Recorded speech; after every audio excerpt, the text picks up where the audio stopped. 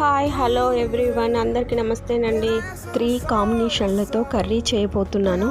ముందుగా వెండి చేపలను వేంపి చూపించిన విధంగా వీటన్నిటిని క్లీన్ చేసుకొని వాటర్లో కడిగి 10 నిమిషాలు ఇలా వాటర్లో నానబెట్టుకోవాలి. స్టవ్ మీద ప్యాన్ పెట్టి టేబుల్ స్పూన్ ఆయిల్ పోసుకొని ఆయిల్ వేడయ్యాక 2 మీడియం సైజు ఆనియన్ సన్నగా తరిగి వేసుకోవాలి. 2 పచ్చిమిర్చి ముక్కలు, కొంచెం జీలకర్ర, 1 టీ స్పూను పసుపు, 1 టీ స్పూన్ అల్లము, 1 రెమ్మ కరివేపాకు కూడా వేసి బాగా కలిపి తర్వాత ఎండి చేపలు కూడా వేసుకోవాలి.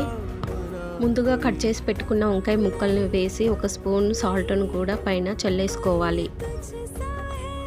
అవి కొంచెం వేగాక చింత చిగురు, 1 చిన్న మీడియం సైజు టమాటాని ముక్కలుగా కట్ చేసి వేసుకొని దానిపైన 2 టీ స్పూన్ల కారం కూడా వేసుకొని కలుపుకొని ఉడికిపోయాక ఎసరను పోసుకోవాలి. 1 స్పూన్ గరం మసాలా, కొద్దిగా కొత్తిమీర కూడా వేసేసుకుంటే అంతేనండి, రెడీ అయిపోతుంది.